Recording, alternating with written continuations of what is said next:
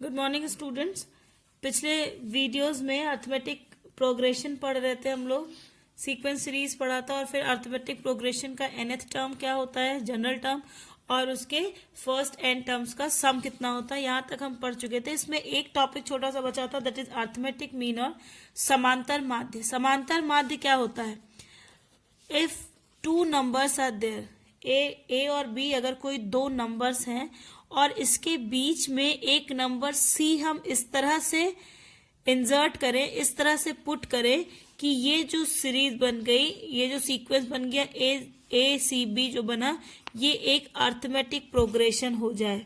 ठीक है, दो नंबर्स ए और बी अगर दिए हैं तो उसके बीच में हम एक नंबर सी इस तरह से इंसर्ट करें, इस तरह से पुट करें कि उससे जो रिजल्टेंट हमें प्रोग्रेशन मिले वो एक अर्थमेटिक मीन हो, तो सी इज अर्थमेटिक प्रोग्रेशन हो, तो सी को हम क्या कहते हैं? सी इज कॉल्ड द समांतर माध्य। किसका समांतर माध्य? ए और बी का समांतर माध्य या अर्थमेटिक मीन होता है। इसकी वैल्यू कैसे निकालते हैं कि सी की वैल्यू कितनी होनी चाहिए? अगर ए सी बी एक समांतर श्रेणी बनाता है तो इसका मतलब क्या हुआ कि सी में से ए माइनस करने पर जितना आएगा उतना ही बी में से सी माइनस करने पे आना चाहिए। कॉमन डिफरेंस, हर पहले पद को उसके अगली वाली पद से माइनस करने पर सेम डिफरेंस आना चाहिए। तो if A C B forms a A P, then C minus A must be equal to B minus C. तो इस सी को इधर ले आओ और इस ए को उधर ले जाओ, तो सी और माइनस सी का हो जाएगा plus C is equal to minus A इधर जाएगा तो प्लस ए प्लस बी पहले से है, तो C plus C, two C is equal to A plus B. So C is equal to A plus B by 2।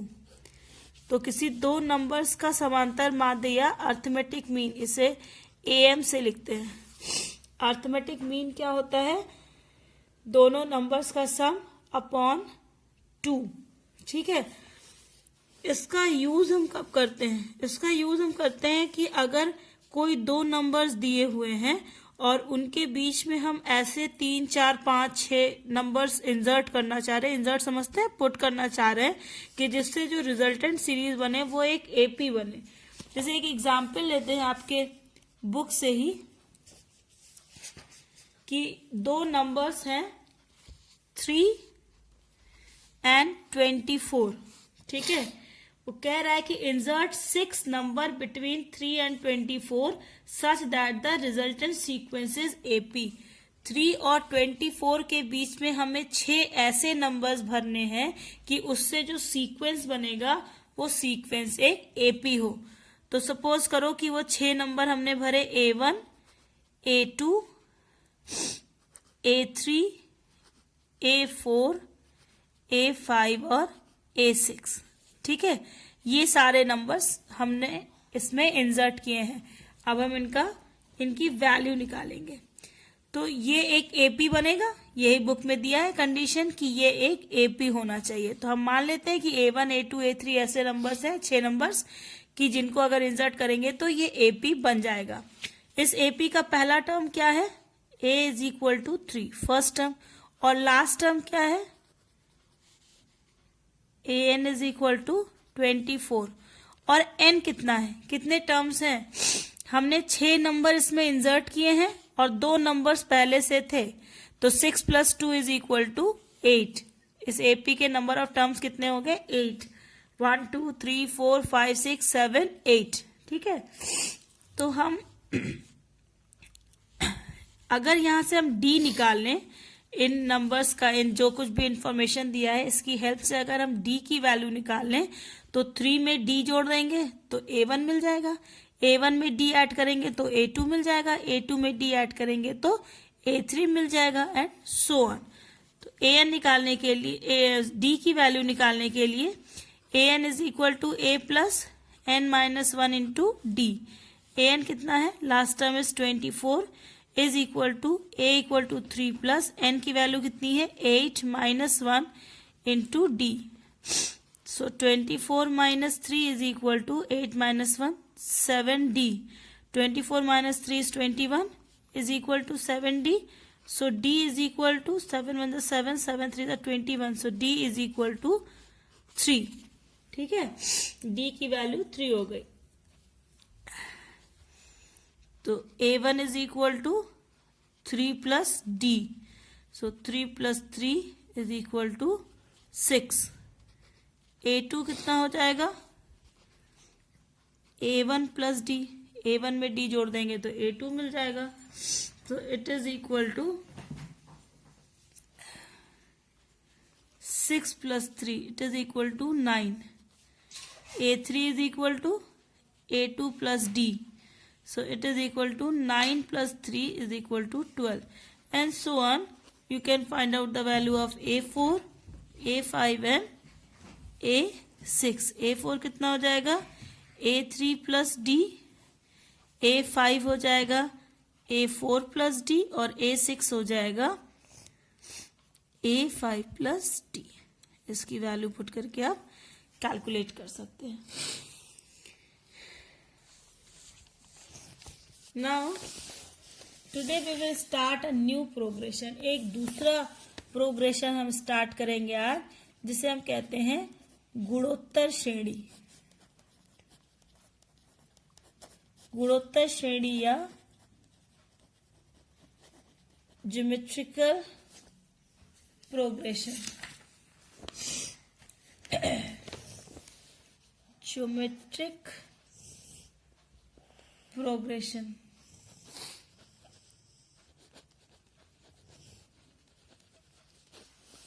इसका शॉर्ट फॉर्म हम इसे जीपी से लिखते हैं. ठीक है, ज्योमेट्रिकल प्रोग्रेशन. ज्योमेट्रिकल प्रोग्रेशन क्या होता है? समांतर श्रेणी में हमने देखा था कि हम पहला पद कुछ भी स्वतंत्र रूप से कोई भी फिक्स नंबर ले लेते हैं और उस नंबर में एक कांस्टेंट हर बार ऐड करने पर हमें नया टर्म मिलता है. ए अगर उसे हम कॉमन डिफरेंस या सर्वांतर कहते हैं. ए अगर है तो ए में डी ऐड करेंगे तो दूसरा टर्म मिल जाएगा. ए प्लस डी में फिर डी ऐड करेंगे तो तीसरा टर्म मिल जाएगा, एंड सो ऑन. ऐसे ही गुणोत्तर श्रेणी हम बनाते हैं कि पहला पद आप अपने मन से स्वतंत्र रूप से ले सकते हैं. ठीक है, इसके बाद हर अगला पद एक निश्चित नंबर से गुणा या भाग करने पर मिलता है. समांतर श्रेणी में जोड़ने या घटाने पर मिलता है, लेकिन गुणोत्तर श्रेणी में अगला पद कैसे मिलता है? एक निश्चित नंबर से मल्टीप्लाई या डिवाइड करने पर. उस कॉमन नंबर को, उस फिक्स नंबर को हम कहते हैं कॉमन रेशियो, या हिंदी में उसे कहते हैं उस फिक्स नंबर को हम कॉमन रेशियो या क्या कहते हैं, हिंदी में इसे कहते हैं सर्वानुपात. ठीक है, कॉमन रेशियो या सर्वानुपात. अगर इस कॉमन रेशियो की वैल्यू अगर R हो तो पहला पद A, दूसरा पद A इंटू R, तीसरा पद A इंटू R यानी AR square, then AR cube, and so on. दूसरा वाला पद R की वैल्यू, R का पावर 1 है, 2 से 1 कम. तीसरे पद में R का पावर जो है वो 2 है, 3 से 1 कम. फोर्थ टर्म में R की पावर 3 है, यानी 4 से 1 कम. तो so on for nth term की वैल्यू हो जाएगी A into R to the power n-1. So general term Tn, और शायद आपकी बुक में An लिखा हो, तो it is equal to A into R to the power n-1. प्रथम पद गुणे सर्वानुपात का घात n-1. ठीक है, ये होती है जनरल टर्म का फॉर्मूला होता है ये गुणोत्तर श्रेणी का. तो गुणोत्तर श्रेणी हमें कैसे मिलती है कि पहला पद हम कोई फिक्स नंबर या कोई भी अपने मन से कोई नंबर ले लेते हैं इररिस्पेक्टिव ऑफ कंडीशंस. उसके बाद हर अगला पद एक निश्चित नंबर से गुणा या भाग करने पर मिलता है, और उस निश्चित नंबर को हम कहते हैं कॉमन रेशियो या सर्वानुपात. ठीक है, R इज सर्वानुपात. तो इस तरह से गुणोत्तर श्रेणी बनती है. गुणोत्तर श्रेणी का जो व्यापक पद है An, उसकी वैल्यू होती है A into R to the power n-1. जैसे हम गुणोत्तर समांतर श्रेणी के प्रथम n पदों का योग निकालते हैं, वैसे ही हम गुणोत्तर श्रेणी के भी प्रथम n पदों का योग निकाल सकते हैं और उसकी वैल्यू होती है Sn is equal to a into r to the power n minus 1 upon r minus 1 provided that r is greater than 1, अगर r 1 से बड़ा है। ठीक है,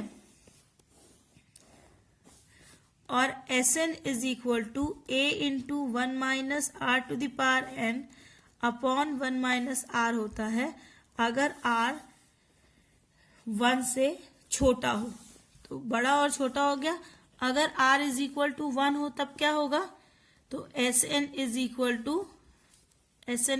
to actually a plus ar square plus ar cube plus and so on plus ar to the power n minus 1 है, n पदों का योग।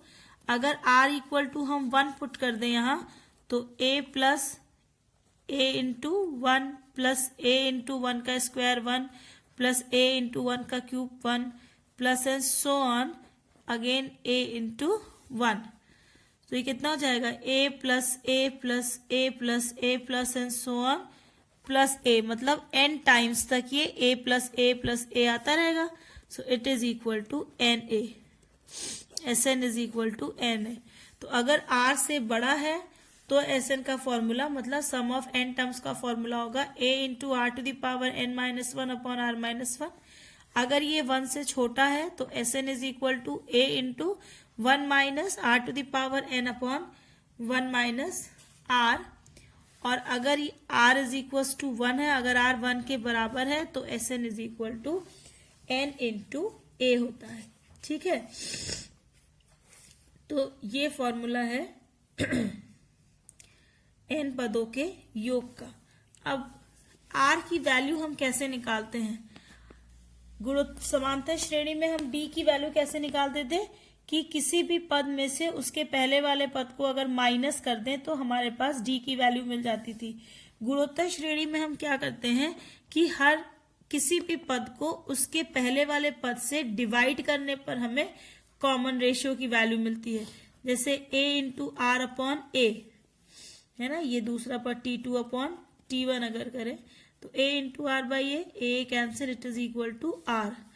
अगर t3 अपॉन t2 करें तो क्या होगा, t3 मतलब a into r square, t2 मतलब कितना हो गया a इंटू आर, a से a कैंसिल, r से इसका square cancel, again r। t4 by t3 निकालें तो a into r to the power 3 upon a into r square, again a से a कैंसिल, r स्क्वायर से इसका cube cancel, it is equal to r। तो हर किसी भी term को उसके पहले वाले टर्म से डिवाइड करने पर जो वैल्यू हमें मिलती है गुणोत्तर श्रेणी में, वही उसका सर्वानुपात कहलाता है या कॉमन रेशियो कहलाता है। So now we will do the exercise में से क्वेश्चंस देखेंगे अब हम। Exercise 9.3 from your NCERT book. पहला ही क्वेश्चन दिया है, find the 20th term and nth term of the GP. एक जीपी दिया हुआ है 5/2, 5/4, 5/8 एंड सो ऑन। ये एक जीपी है, ये दिया हुआ है और इसका हमें 20th टर्म निकालना है और nth टर्म निकालना है। ठीक है, तो इस जीपी में पहला पद क्या है, a इज इक्वल टू 5/2 और कॉमन रेशियो r कैसे निकलेगा, दूसरे वाले पद को पहले वाले पद से डिवाइड कर दें तो 5/4 upon 5/2 it is equal to 5/4 into 2/5, 5 cancel, 2 1 2, 2 2 4, so it is equal to 1/2। ठीक है, r की वैल्यू हो गई 1/2। हमें निकालना है a20, तो a20 is equal to a into r to the power 20 minus 1, क्योंकि an की वैल्यू कितनी होती है, an is equal to a into r to the power n minus 1 होती है वैल्यू इसकी। तो put the value of a and r। a कितना है 5/2 2 इंटू आर कितना है 1/2 टू द पावर 20 माइनस 1 यानी 19. So it is equal to 5/2 into 2 to the power 19, क्योंकि 1 to the power 19 is 1. So it is equal to, यहाँ 2 की power 1 है और मल्टीप्लाई होगा तो दोनों पावर जुड़ जाएंगे. It is equal to 5/2 to the power 20. ये आंसर हो गया आपका, ये वैल्यू हो गई A20 की. अब हम निकालेंगे a to the nth term, है ना, an is equal to a into r to the power n minus 1. तो a की वैल्यू थी 5/2 इंटू आर की वैल्यू कितनी थी 1/2 to the power n minus 1. So it is equal to 5/2 into 2 to the power n minus 1. तो यहाँ पे ये 1 है, दोनों ऐड होंगे. So 5/2 to the power n minus 1 plus 1. तो -1 + 1 cancel. It is equal to 5/2 to the power n. ये हो गई वैल्यू an की. ठीक है. सेकेंड क्वेश्चन है कि find the 12th term of a GP whose 8th term. 8th term जो है, 8वां पद जो है वो दिया हुआ है. 8th term is 192 and the common ratio r is equal to दिया है 2. तो हमें निकालना है इसका 12th टर्म, जीपी का 12th टर्म निकालना है. तो 12th टर्म निकालने के लिए फॉर्मूला क्या लगेगा, फॉर्मूला an के लिए तो वही a into r to the power n minus 1 है. कभी इसके पहले भी हमने डिस्कस किया है कि न्यूमेरिकल करने का सबसे अच्छा तरीका है कि क्या क्या इंफॉर्मेशन दी है ये लिख लो और क्या निकालना है ये लिख लो, और फिर देखो कि कौन सी इंफॉर्मेशन अवेलेबल है और कौन सा रिलेशन हम लगा सकते हैं. अब यहाँ पर हमें a की वैल्यू नहीं पता है, r की वैल्यू पता है, और चूंकि 12th टर्म निकालना है मतलब n की भी वैल्यू पता है. तो सबसे पहले हमें किस पे फोकस करना होगा, सबसे पहले हमें फोकस करना होगा इस a की, यानी प्रथम पद की का मान निकालने के लिए. कैसे निकाल सकते हैं, यहाँ पर हमें a8 की वैल्यू दी गई है. a8 कितना होगा, a into r to the power 8 minus 1. So it is equal to a into r to the power 7. a8 की वैल्यू है 192. So 192 is equal to a into 2 to the power 7. So a is equal to 192/2 to the power 7, मतलब 2 into 2 into 2 7 times. 1 2 3 4 5 6 7. अब इसको divide करते चलो. 2 9 = 18, 2 6 = 12. Then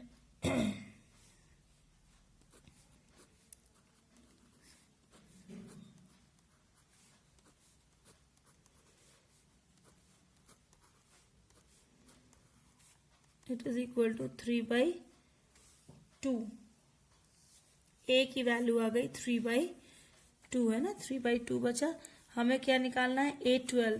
so a12 is equal to a into r to the power 12 minus 1 यानी 11. तो a की value कितनी है 3/2 इंटू आर की वैल्यू कितनी थी 2 to the power 11. So it is equal to 3 into इस 2 की पावर 1 ऊपर जाएगा तो एक माइनस होगा, यानी 2 टू द पावर 10 बचेगा. तो 3 into 2 to the power 10.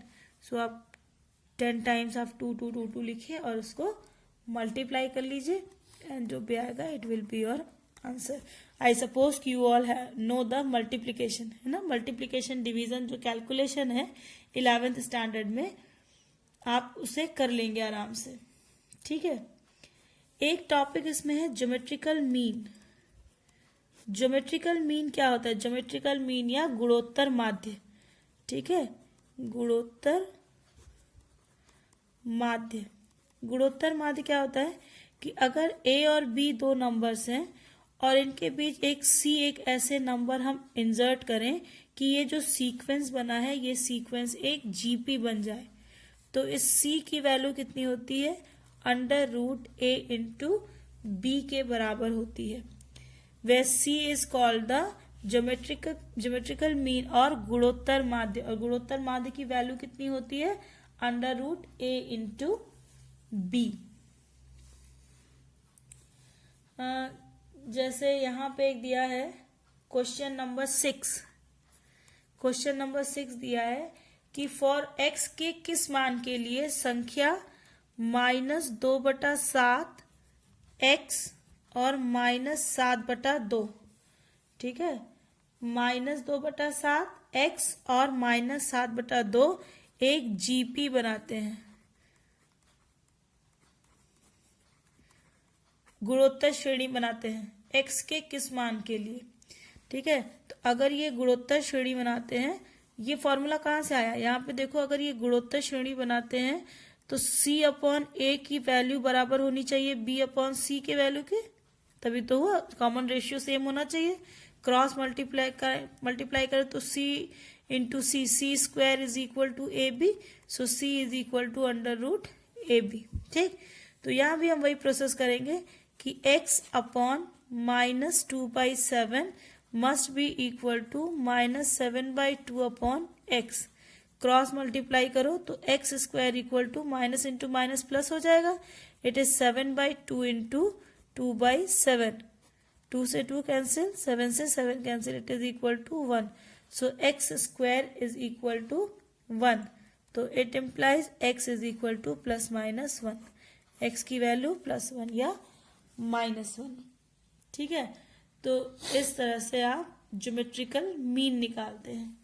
Exercise 9.3 जो है वो ज्योमेट्रिकल प्रोग्रेशन मतलब गुणोत्तर श्रेणी से रिलेटेड है। इसके जितने भी क्वेश्चंस हैं उन सभी क्वेश्चंस को आप करने की कोशिश कीजिएगा। और इसके अगले टर्म पे हम कुछ स्पेशल सीरीज पढ़ेंगे और साथ ही साथ एक स्पेसिफिक टाइप का क्वेश्चन गुणोत्तर श्रेणी में आता है। जैसे अगर दिया है, ये एग्जाम्पल है आपकी बुक में, आप उससे भी कर सकते हैं और साइड बुक्स में भी ये दिया हुआ है।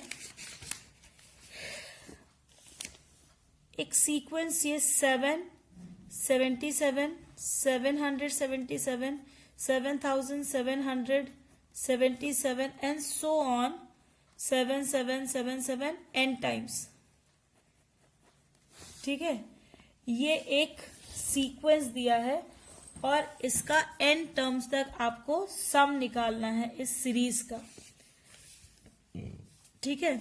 ये नंबर जरूरी नहीं है कि 77 ही हो, ये 999 भी हो सकते हैं। कहने का मतलब है कि कोई भी नंबर वो इस तरह से है कि पहले पद में 1 बार, दूसरे पद में 2 बार, तीसरी पद में 3 बार, चौथी पद में 4 बार एंड सो ऑन। nth पद जब लिखेंगे, nth टर्म लिखेंगे तो वो नंबर n टाइम्स आएगा, ठीक है। तो एक ऐसी सीक्वेंस अगर दी गई है तो इस सीक्वेंस का सम कैसे निकालेंगे n टाइम्स तक। तो इसका सम n टाइम्स क्या हुआ, Sn से अगर लिखे तो Sn is equal to 7 + 77 + 777 + 7777 plus and so on plus 7777 n times, ठीक है। ये होगा, यहां से 7 अगर कॉमन ले लें तो पहले टर्म में क्या बचेगा 1, दूसरे टर्म में क्या बचेगा 11, 111 plus and so on plus 111 n times. Now multiply this series, multiplied and divide by 9। पहले हम मल्टीप्लाई और डिवाइड कर ले रहे हैं, फिर हम आपसे बताएंगे कि 9 से ही क्यों किया। तो 9 से डिवाइड कर दिया है और 9 से अंदर मल्टीप्लाई कर दें तो हमारे सीक्वेंस पे कोई असर नहीं पड़ेगा। जितने से मल्टीप्लाई किया उतने से ही डिवाइड भी कर दिया। तो 9 + 99 + 999 प्लस एंड सो ऑन, है ना। ये 999 होगा n टाइम्स तक। ऐसा हमने क्यों किया, क्योंकि 999, 999 इन सबको हम टेंस मतलब जीरोस में हम उसको कन्वर्ट कर सकते हैं। जैसे 9 को हम लिख सकते हैं 10 - 1 प्लस 99 को हम लिख सकते हैं 100 - 1 प्लस 999 को हम लिख सकते हैं 1000 - 1 प्लस एंड सो ऑन, ठीक है, n टर्म्स तक लिख सकते हैं, n टर्म्स तक. So it is equal to 7/9 into ये कितना हो गया 10 to the power 1 minus 1 plus 100 को हम लिख सकते हैं 10 का square minus 1 plus 10 to the power 3 minus 1 plus and so on, plus जो nth टर्म होगा वो क्या होगा 10 to the power n minus 1 ना, n टर्म्स तक ये हो जाएगा. It is equal to 7/9 into, अब यहाँ पे ये अलग अलग टर्म है ना, प्लस माइनस में, मल्टीप्लाई में तो है नहीं, इसलिए हम कुछ टर्म्स को एक साथ और कुछ टर्म्स को एक साथ ले सकते हैं. तो यहाँ पर जितने 10 की पावर्स हैं उन सबको अगर हम एक साथ ले लें तो एक में क्या हो जाएगा 10 plus 10 square plus 10 cube plus and so on up to n terms.